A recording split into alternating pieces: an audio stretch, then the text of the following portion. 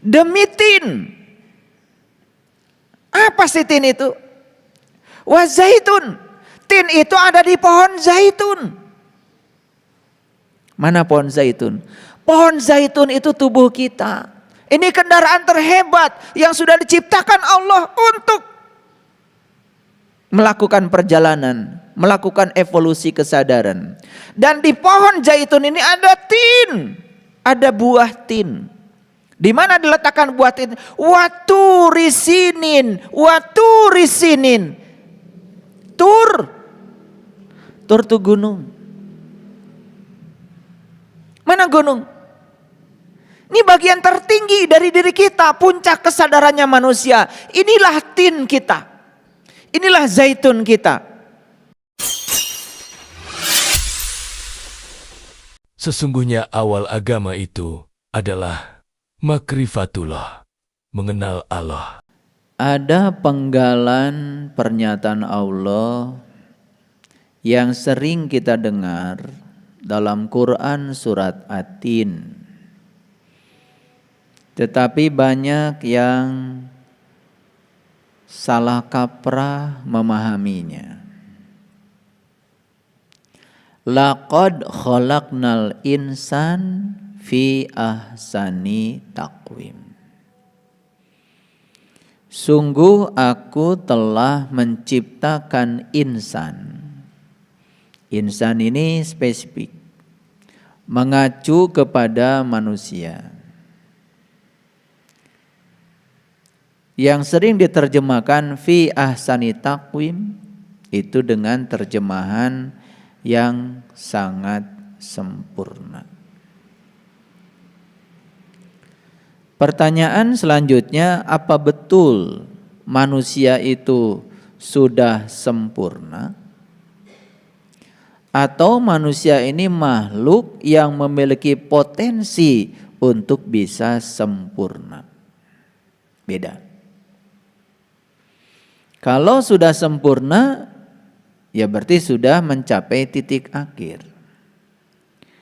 Tetapi kalau manusia ini adalah makhluk yang memiliki potensi untuk mencapai kesempurnaan, berarti harus mengalami proses evolusi.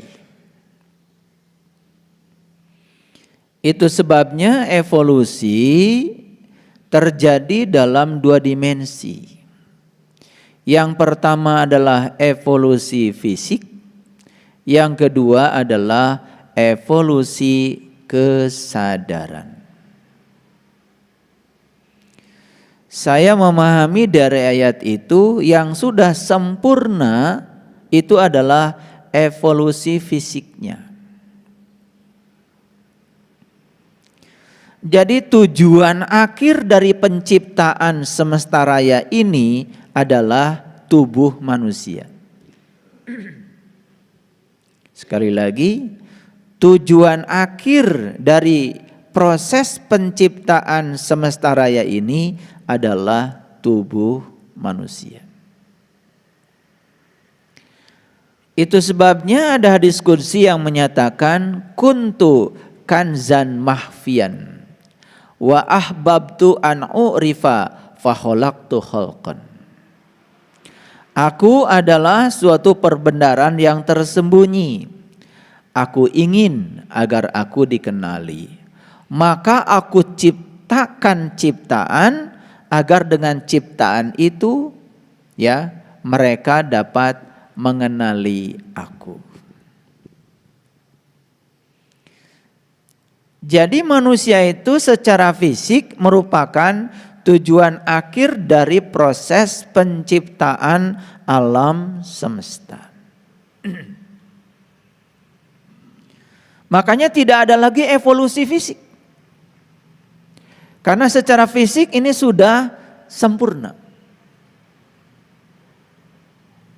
Di mana letak kesempurnaannya?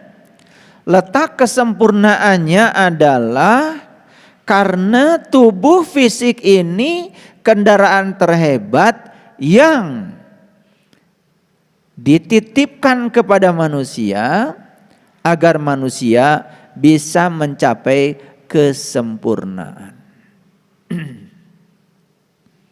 Kalau kita mengenal istilah malaikat, malaikat itu ya satu bagian saja sebagai malaikat. Kalau kita mengenal istilah syaitan, iblis, itu juga satu komponen saja, syaitan, iblis. Tapi kalau kita berbicara manusia, di dalam satu unsur ini yang bernama manusia terdapat banyak komponen. Allah bersama manusia, malaikat bersama manusia, syaitan bersama manusia. Itulah kesempurnaannya manusia. Makanya manusia bisa berada di alam manapun. Manusia bisa menembus alam malakut, alam jabarut, bisa menembus alam-alam tinggi, tapi manusia pun bisa menembus alam-alam rendah. Ada yang senang bergaul dengan hantu? Ada. Ada yang senang bergaul dengan genderuwo? Ada. Ada juga manusia yang bisa menembus alam-alam yang tinggi, alam malakut, alam jabarut, bisa.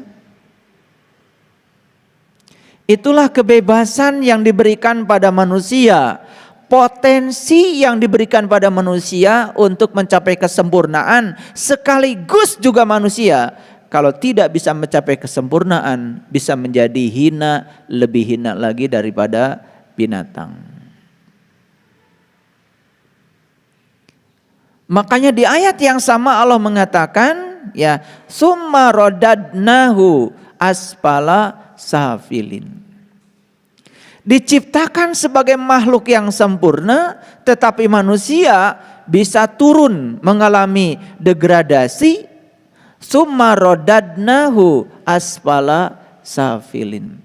Begitu manusia tidak bisa menggunakan potensi untuk mencapai kesempurnaannya, dia akan jatuh, bahkan lebih jatuh daripada binatang-binatang yang lain. Kenapa begitu? Karena manusia ini secara fisik sudah mengalami proses evolusi yang sempurna dan tidak ada evolusi fisik lagi. Titik sampai di sini. Oleh karena itu, yang dibutuhkan oleh kita sekarang adalah memanfaatkan potensi yang diberikan kepada kita ini untuk mengalami proses evolusi kesadaran. Itu. Mengapa harus mengalami evolusi kesadaran? Dan mengapa Allah menciptakan makhluk yang bernama manusia? Untuk apa?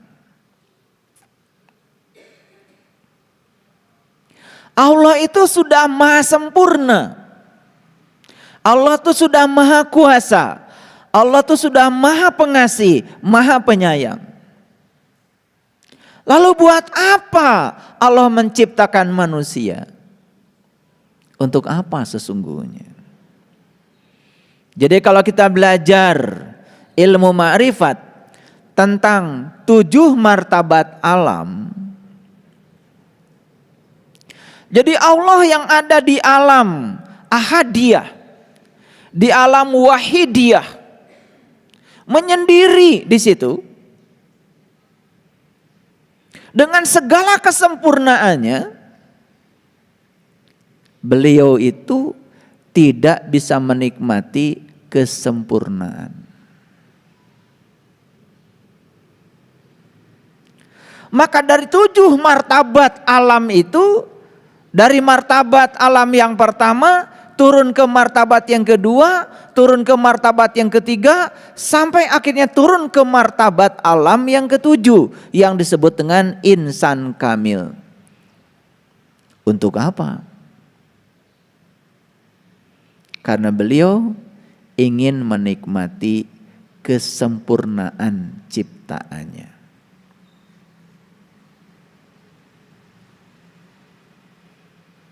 Ayo, Allah pernah tidur? Enggak pernah. Allah pernah ngantuk? Ngantuk pun tidak. apalagi tidur. Karena beliau maha sempurna. Makanya dalam ayat kursi Allah menyatakan Allahu la ilaha illa wal hayyul qayyum. Udah sempurna. La ta'khudhuhu sinnatu wala naum. Saking sempurnanya beliau, gak pernah ngantuk, gak pernah tidur. Siapa yang suka ngantuk dan tidur? Kalian. Lagi dengar saya kajian aja ngantuk. Lucu ya. Padahal niatnya dari rumah mau kajian, nyampe sini ngantuk. Bukan hanya ngantuk, malah tidur lelap. Kapan sih enaknya tidur? Kan ketika ngantuk. Betul? Allah tuh gak pernah ngantuk. Makanya Allah tidak pernah merasakan nikmatnya tidur. Maha sempurna. Kita ini diberi ngantuk supaya merasakan nikmatnya tidur. Makanya sebelum tidur, nikmat tidur, persembahkan dulu buah ngantuk itu kepada Allah. Bismika Allahumma ahya wa bismika amut. Karena Allah menciptakan ngantuk, menciptakan tidur itu untuk persembahan kepada beliau. Yang dibutuhkan Allah cuma 4. 1 lillah, apapun yang kau lakukan karena Allah. Yang kedua billah, apapun yang kau lakukan harus bersama Allah. Yang ketiga bismillah, apapun yang kau lakukan harus atas nama Allah. Dan yang terakhir alhamdulillah, segala puji milik Allah. Jadi persembahkan. Makanya sebelum tidur persembahkan ya kenikmatan tidur itu kepada Allah. Karena Allah menciptakan kita manusia itu untuk merasakan kesempurnaan ciptaannya. Makanya beliau turun ya ke martabat alam yang ke-7 sebagai insan kamil. Kapan kalian merasakan enaknya makan? Ketika lapar. Betul? Coba. Kalau sudah kenyang dikasih makan, enak gak? Gitu. Makanya makan yang enak itu yang sedikit. Ya, itu. Bikin sambal sacoet. Nikmat. Daseuran tuang. Betul nggak? Iya. Kade tong nyambal deui. Yang berikutnya nggak enak. Karena yang berikutnya tinggal nafsu. Makanya ketika makan enak, persembahkan enak itu kepada Allah. Allah hanya butuh kau sadar bahwa nikmat itu karena dia sedang merasakan kesempurnaan ciptanya, makanya persembahkan. Kalau kalian susah, ajak Allah. Persembahkan kesusahanmu itu kepada dia. Allahumma lakal hamdu wa ilaikal mustaka wa antal musta'an. Ya Allah, segala puji hanya milikmu. Aku pasrahkan seluruh masalahku kepadamu karena engkaulah satu-satunya penolongku. Senang tuh kalau Allah diajak begitu. Makanya doa bukan ngajarin Allah supaya Allah ngikutin keinginan kita, tapi doa itu adalah memasrahkan diri sepenuhnya kepada Allah biar Allah hadir billah beserta kita. Gitu. Kenapa ya masalah saya kok nggak kelar-kelar? Habis masalahnya dikekewek sorangan. Harusnya sertakan dia yang maha segalanya. Makanya kenapa ada pendapat dari orang-orang yang sudah tinggi kesadarannya, di tingkat kesadaran yang tinggi kita bisa menyelesaikan masalah bahkan tanpa upaya kita. Itu dulu banyak yang gak ngerti statement itu. Makanya dengarkan di YouTube saya menjelaskan tentang 7 jalan baru yang menakjubkan. Salah satu dari 7 itu adalah yang nomor 7. Apa itu? Mendapatkan sesuatu yang besar dengan upaya sesedikit mungkin. Makanya hidup itu bukan perjuangan. Hati-hati. Kalau kita memandang hidup itu sebagai perjuangan, ya apapun yang kau ingin dapat selalu harus dengan perjuangan. Karena filsafatmu yang keliru di pikiranmu menganggap hidup adalah perjuangan. Hidup itu susah dan penuh perjuangan. Kenapa sih tidak kita pandang hidup itu mudah dan menyenangkan? Bagi orang yang memandang hidup itu mudah dan menyenangkan, maka dia akan mendapatkan kemudahan dan selalu menyenangkan. Sebagian orang yang memandang hidup itu susah dan penuh perjuangan, mau teh manis saja harus penuh perjuangan. Jadi sebetulnya itu adalah like attracts like. Yang kau dapat dalam hidup tergantung sudut pandangmu terhadap hidup seperti apa. Makanya lihat ya, orang-orang yang negatif aja ya, sudut pandangnya terhadap kehidupan hasilnya negatif saja. Mohon maaf ya. Iya. Keluarga berantakan. Ekonomi berantakan. Tubuh fisik berantakan. Pikiran berantakan. Spiritual berantakan. Semuanya berantakan. Like attracts like. Yang serupa menarik yang serupa. Nah, bagus nggak berantakan? Bagus. Karena ketika berantakan itu menjadi indikator untuk kita bangkit. Kalau kita bisa membacanya. Bagus. Sakit bagus nggak? Bagus. Karena dengan cara itulah tubuh bicara kepada kita. Kata tubuh, tolong dong perhatikan saya. Tubuh sedang berteriak dengan rasa sakit supaya kita mengalami perubahan tentang cara hidup. Tolong dong kata lambung, ini udah kepenuhan nih. Jangan dimasukin terus. Stop. Beri saya waktu 8 jam untuk memproses yang tadi sudah kamu masukkan. Ini jam 6 makan nasi goreng, jam 7 makan cireng, jam 8 makan kupat tahu, jam 9 kemudian makan bala-bala, jam 10 makan gehu, jam 11 mie ayam, jam 12 mie kocok, jam 1 nasi timbel. Ya amruk, timbullah penyakit namanya mah.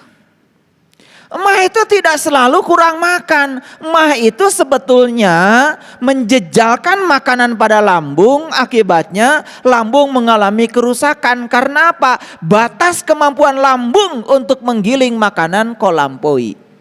Sakit jadinya, ada luka di lambung. Ketika luka di lambung terjadi, maka lambung menimbulkan gas-gas yang tidak penting.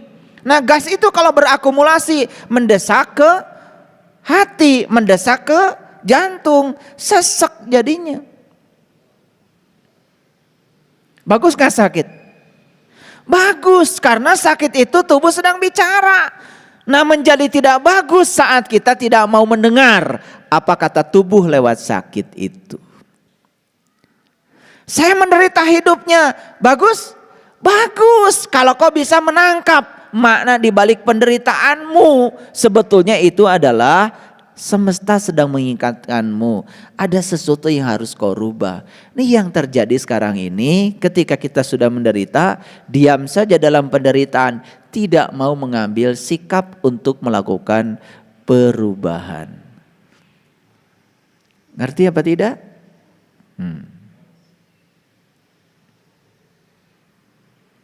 Jadi cobalah sekarang lillah, billah, bismillah, alhamdulillah, praktekkan dalam hidup. Karena Allah, bersama Allah, atas nama Allah, segala puji habis untuk Allah. Berkahnya mulai datang.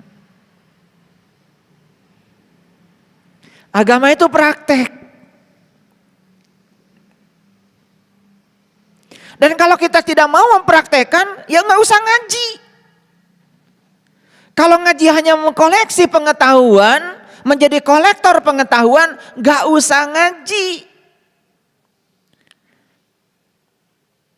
Ngaji itu sebetulnya kita mengumpulkan sejumlah pengetahuan untuk dipraktekkan. Kalau tidak dipraktekkan ya percuma saja.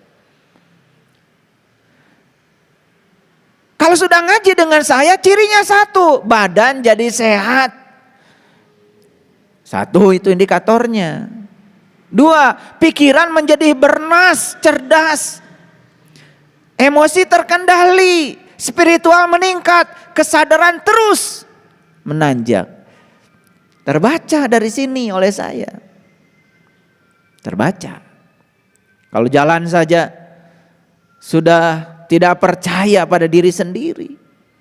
Dari jalannya udah kebaca itu. Dulu pertama ketemu saya jalannya begini. Udah ngaji dengan saya jalannya harus berubah. Berubah. Sedikit lebih kencang. Jalan aja lambat.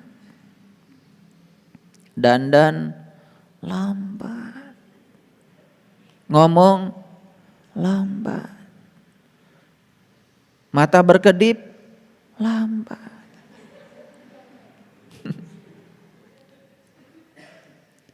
Jadi spiritualitas itu harus membangun ya energisitas. Harus lebih energetik. Itu yang disebut dengan menua sekaligus juga mendewasa. Jangan menua itu kemudian menjadi kekanak-kanakan. Jangan menua itu menjadi melemah. Menua menjadi menguat apabila kita menua sekaligus mendewasa. Makanya di Quran surat At-Tin itu ada pernyataan yang sangat indah. Watin, watin, wazaitun. Demi tin. Apa sih tin itu? Wazaitun. Tin itu ada di pohon zaitun. Mana pohon zaitun?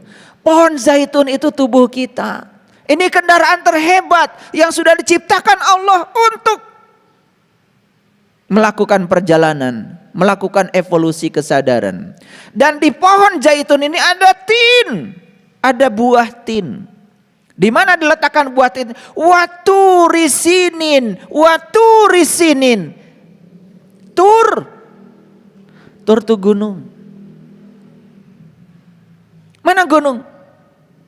Ini bagian tertinggi dari diri kita, puncak kesadarannya manusia. Inilah tin kita. Inilah zaitun kita. Watin, wazaitun, waturisinin. Wahadal baladil amin. Temukan kota yang indah di situ. Temukan kota yang indah di situ. Keluar dari kampungmu. Bunuh egomu. Temukan kota yang indah di situ. Waturisinin, waturisinin. Karena pusat semesta ada dalam diri. Itulah yang kemudian ditekankan oleh Allah. Laqad khalaqnal insan fi ahsani taqwim. Sungguh aku telah menciptakan tubuhmu. Tujuan terakhir dari penciptaanku. Tidak ada evolusi setelah tubuh manusia. Tidak ada lagi evolusi. Karena apa? Tubuh ini sudah sempurna untuk memperjalankan kita menuju evolusi kesadaran. Mencapai sidrah al-muntaha. Itu. Laqad khalaqnal insan fi ahsani taqwim summa radadnahu asfala safilin. Tapi kemudian perjalananmu akan jatuh ke lembah kebinasaan yang sangat mengerikan. Illal ladzina amanu wa amilus solihah. kecuali satu orang yang beriman yang sudah terbuka penglihatannya kepada Allah. Yang kedua adalah wa amilus solihah, tahu metode, tahu cara untuk mempergunakan tubuh agar kesadaran kita mengalami evolusi. Itu Quran surat At-Tin itu keren.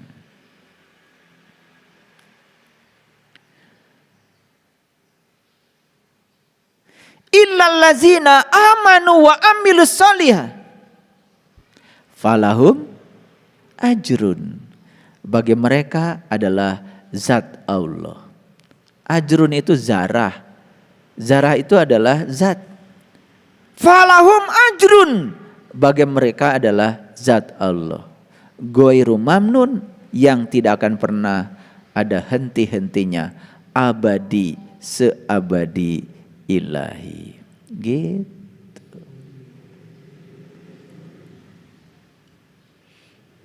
Paham? Ayo. Jadi evolusi fisik sudah selesai. Sekarang kita tinggal memperjalankan diri kita untuk mengalami proses evolusi kesadaran. Itu yang paling penting. Karena perbedaan kebahagiaan satu makhluk dengan makhluk yang lain terletak pada gradasi kesadarannya. Itu saja. Apa sih bedanya tumbuhan dengan hewan? Apa bedanya hewan dengan manusia? Perbedaannya adalah dalam gradasi kesadarannya. Makanya ketika manusia meninggal, manusia itu cuma dua kemungkinan. Satu, bisa memasuki alam tinggi. Yang kedua, bisa memasuki alam rendah. Alam tinggi ada tiga. Yang pertama adalah kembali menjadi manusia. Jadi kembali menjadi manusia, seburuk apapun nasibnya itu tetap alam tinggi. Karena alam tinggi yang kedua namanya alam dewa. Alam dewa yang tinggi. Alam tinggi yang ketiga alam dewa yang rendah. Jadi alam dewa ada dua, alam dewa tinggi, alam dewa yang rendah. Tetapi jangan mengira bahwa alam dewa lebih tinggi daripada alam manusia. Alam manusia adalah alam tertinggi di alam paling tinggi. Jadi menjadi manusia itu adalah tujuan akhir dari proses evolusi. Makanya banyak manusia yang tidak sadar menjadi manusia ini luar biasa. Nah, ketika dia tidak bisa memanfaatkan sebagai manusia yang sudah di posisi alam tinggi, maka dia bisa jadi masuk alam rendah. Alam rendah ada tiga. Satu alam binatang, yang kedua alam hantu, dan yang ketiga yang disebut dengan alam neraka.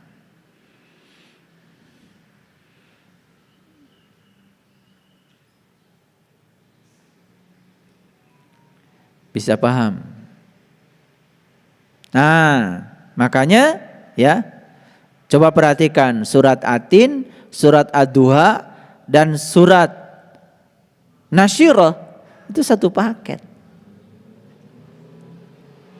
Wadduha wal-laili idza saja ma waddaka rabbuka wa ma qala walal akhiratu khairun laka minal ula. Itu puncaknya. Makanya ciptakan sebab-sebab yang akan menimbulkan akibat yang baik di kehidupan yang akan datang. Makanya orang yang berkesadaran dalam hidupnya sekarang terus saja berupaya menciptakan sebab-sebab baik agar di kehidupan yang akan datang dia bisa menuai akibat-akibat baik. Dan orang yang berkesadaran tinggi tidak mau terjebak untuk menciptakan sebab-sebab buruk di kehidupan yang sekarang. Karena dia tahu sebab buruk akan menimbulkan akibat buruk di masa yang akan datang. Itulah proses evolusi. Ya, gitu. Makanya walal akhiratu khairun laka minal ula. Yang modalnya saat ini, modalnya di sini. Dan apa yang kita lakukan saat ini, itu yang akan kita tuai di masa yang akan datang. Itu saja. Makanya dalam bahasa Quran disebut fastabiqul khairat. Berlari cepat menggapai kebaikan. Berlomba-lomba untuk melakukan sebab-sebab baik. Karena sebab baik pasti akan menimbulkan akibat yang baik. Itu saja. Dan jangan lupa ketika kita memberi, hati-hati. Itu memberi tidak memberi siapapun. Karena semua pemberian akan kembali kepadamu.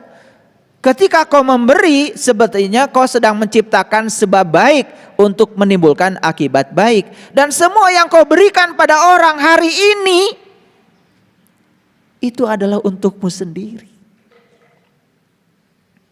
Makanya tidak ada pemberian kepada orang lain, tidak ada. Yang ada itu adalah pemberian untuk diri kita sendiri. Makanya orang yang pelit itu karena dia berpikir kalau dia memberi adalah memberi pada orang lain. Padahal sesungguhnya dia memberi untuk dirinya sendiri. Dia sedang menciptakan sebab baik untuk akibat baik bagi dirinya sendiri. Jadi saya heran aja kalau ada orang yang pelit. Dikiranya memberi itu buat orang lain. Tidak. Memberi itu untukmu sendiri. Karena semua yang kau berikan akan kembali padamu di masa yang akan datang. Tidak ada buat orang lain. Bahkan harus bersyukur ketika masih ada orang yang mau diberi. Karena kita menitipkan pemberian kita kepada mereka untuk dituai oleh kita di kehidupan yang akan datang. Bayangkan kalau tidak ada orang yang mau diberi. Ketika tidak ada orang yang mau diberi, maka tidak akan terjadi proses pemberian. Maka di masa yang akan datang kita tidak punya tabungan. Jadi sebetulnya orang-orang yang dihadirkan untuk diberi adalah bank tabungan kita. Di situ kita titipkan semua kebaikan kita untuk dikembalikan semesta kepada kita. Itu bank. Itu bank. Itu yang namanya tabungan kebaikan kita. Dan kalau tidak ada yang menampung, tidak ada pemberian. Jadi jangan sombong ketika kita bisa memberi. Karena apa?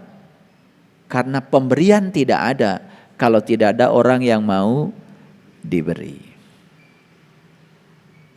Makanya saya sering mengatakan, semoga yang diberi dengan yang memberi sama-sama berbahagia. Paham? Gitu. Karena kalau tidak ada orang yang mau diberi, kita pun tidak merasakan kebahagiaan. Karena kita tidak memberi. Justru ketika kita memberi, disitulah kita merasakan kebahagiaan. Jadi bahagia itu ada dua, pada yang diberi dan pada yang memberi. Dan siapa yang paling bahagia? Dari yang memberi dan diberi. Allah. Allah yang maha sempurna sedang merasakan kesempurnaan dari ciptaannya. Dan kesempurnaan dari ciptaannya itu ada dua. Satu ada yang memberi, yang kedua ada yang diberi. Makanya ketika kita bisa memberi, persembahkan pemberian kita kepada Allah. Dan ketika ada yang diberi, persembahkan rasa bahagia diberi kepada Allah. Itu yang disebut dengan syukur. Ini saya bicara dalam dimensi yang sangat berbeda dari pemahaman selama ini. Keren ya? Jadi sebetulnya Allah yang maha sempurna sedang menikmati kesempurnaan dari ciptaannya. Itu yang sering lupa. Makanya apapun yang terjadi dalam kehidupan kita, persembahkan semua kepada Dia. Ketika dipersembahkan pada Dia, Allahumma lakal hamdu wa ilaikal mustaka wa antal musta'an, maka saat itu kata Allah, kamu mengerti ya cara tadoru kepadaku. Makanya di dalam Quran dikatakan ud'u rabbakum tadoruan wa khufyatan. Ajaklah Tuhanmu, satu, dengan penuh rasa hormat, yang kedua wa khufyatan, dan tersembunyi. Makanya ketika mengajak Tuhan jangan berisik. Jangan ngatur-ngatur Tuhan. Heningkan ciptamu. Heningkan ciptamu.